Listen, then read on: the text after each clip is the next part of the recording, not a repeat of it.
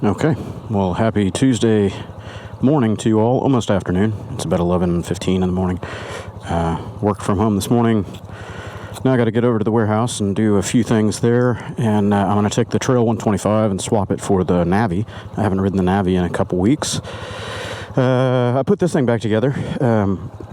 The fender was off of it due to my 3.0 by 17 tire that didn't clear the fender many weeks ago, and I just got around to putting the fender back on it with the fender lift kit.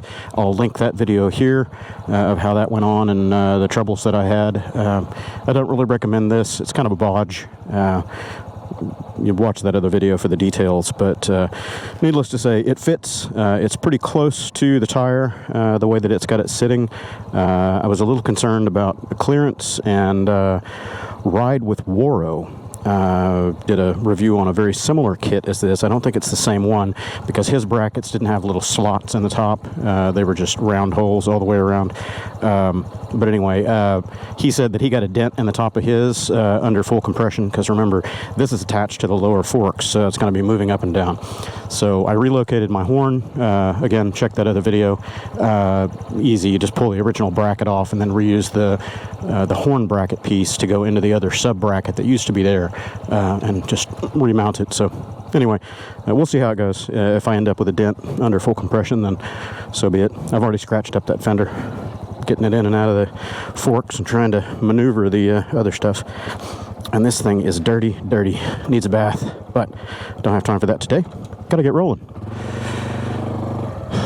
Okay, which way? We'll go this way today. So, it's been a minute or two since I've done a vlog. I haven't done a ride vlog in, oh God, I guess almost 2 months now, month and a half at least. Oh, I forgot to mention, I put my shorter ram arms on these double take mirrors to see if maybe that grabs them a little better so they're not flopping around. I had problems with the longer arms, the 5.5 or 6 inch long arm that comes with them originally. They were loosening themselves up, so I was constantly reaching up and adjusting them, and I couldn't get them any tighter. So I don't know. I don't think it's a fault of the double take mirrors or necessarily the ram arms. It's probably more an issue of the ram balls that they're attaching to, just not hanging on quite tight enough or something. Anyway, minor little things. I don't really like them down this low, this far in. I would prefer they be up a little higher, longer. So I'm going to look for different arms that are somewhere between that size and the 6 inch size. These are the 3 or 3.5 inch. So I haven't ridden the Trail 125 much since my return from the Barber Small Bore event that was up there in Birmingham, Alabama. I enjoyed that trip. It was great. The return trip coming home kind of sucked when I picked up that roofing nail or whatever it was and had an instantaneous blowout. That was entertainment, let me tell you. Pulling a trailer behind me and having a full blowout on the rear. It got a little dicey.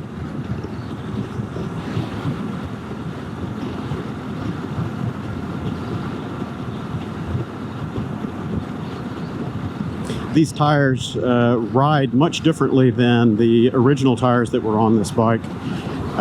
They're a little squirmier, I guess is the right word to say it. They're still new, so as they wear in, they're probably going to feel a little different. I've only got, I don't know, a couple 100 miles on them right now. So they're probably going to scrub in and feel a little different as the tread profile wears down, but they are a little squirmy. So what I'm thinking, and this kind of goes back to my front tire fender lift nonsense. I don't recommend it. I would stay with a 2.75 inch tire on the front. It's just going to work better overall, I think. It's going to make the steering a little bit better, not quite as loosey-goosey feeling. Because this is a very short wheelbase bike, and it has a pretty steep steering rake to it. Nice job. It has a tendency to kind of, it's real twitchy, like right here, just giving a little bit of input, you feel the whole bike wagging. It's not that the bike is leaning and zigging, it's the whole bike is doing this. So it's little squirmy with these tires on there. So I think the narrower front tire, 2.75, would probably feel a little bit better. I didn't notice that, you know, squirmy feel with the original tire sizes that it had on it. However, those original tires pretty much suck if you get into any kind of soft surface, gravel, sand, especially mud or slippery stuff. Man, they just had no traction. I went out hooning it around on some back trails over here, kind of in this area, I don't know, a couple months ago, a few months ago, just a little before that barber trip. I didn't take the cameras with me because I was just out having fun for myself. And I got into a bunch of wet grass, and whoo, boy, it was a skating rink on this thing with those original tires. They just have no grip.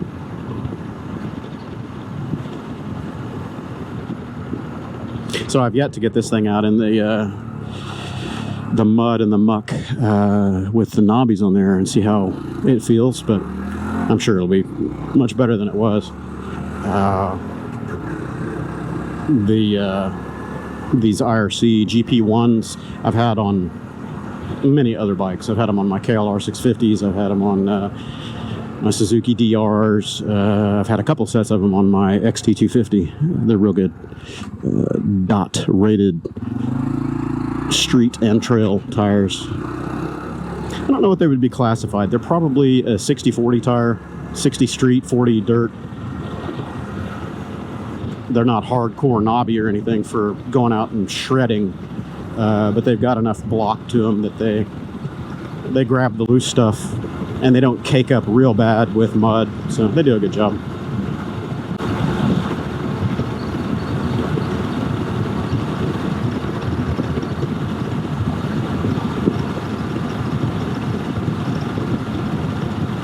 So what else is going on in Quasi-land?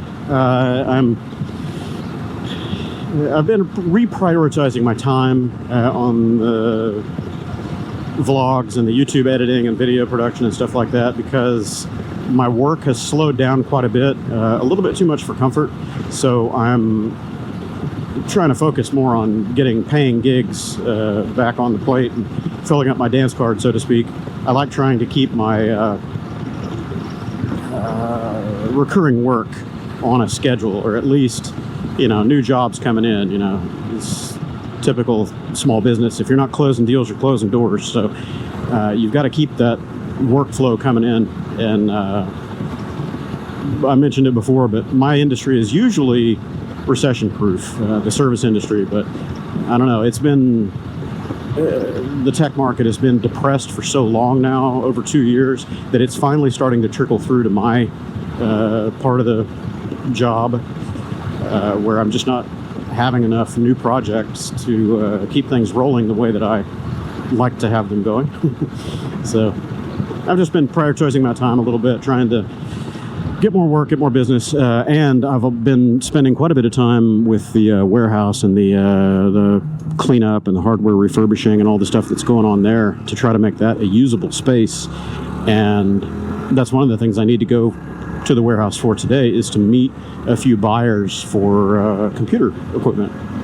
I've got tons of old workstations and servers and network equipment and you name it, and it's just been sitting there aging, doing nothing forever.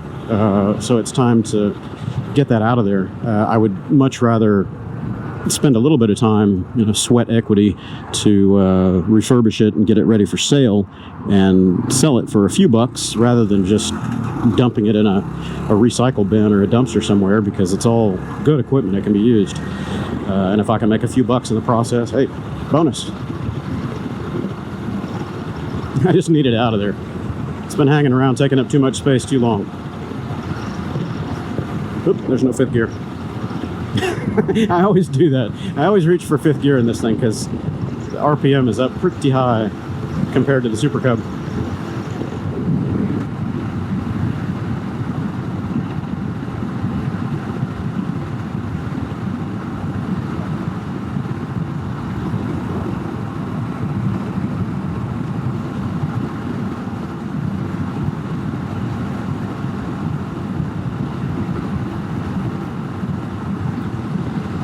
So what else is going on? There are a couple of rides coming up in the very near future. The one that I had planned on going on is not going to happen, I don't think. It's next week, and I just don't have the bandwidth and the time to get it done.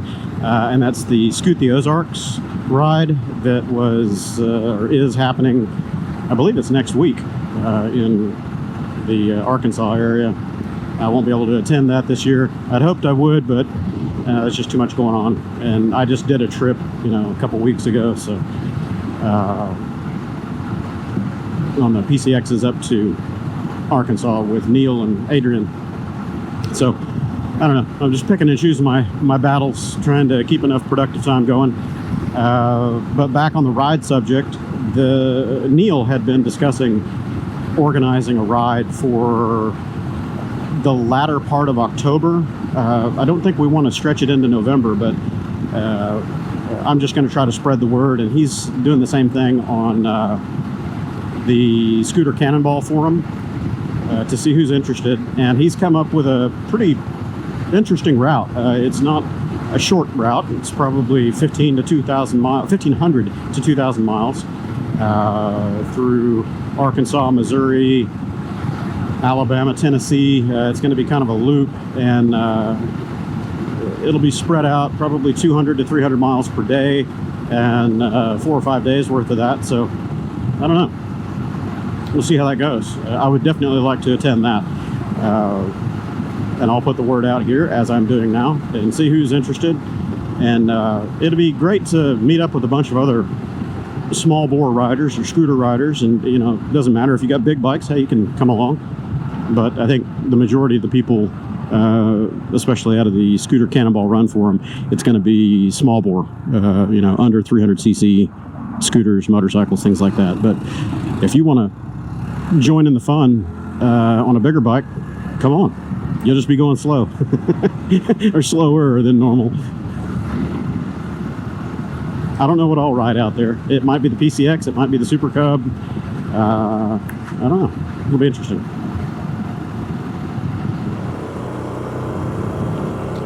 Okay, well, I have arrived. We'll spend a few hours here today and try to clear out some more space inside the warehouse and make some money. Oh, I just heard a big thump when I hit that, and somebody's calling me. That's all right, they can wait. Ooh, let's see if I just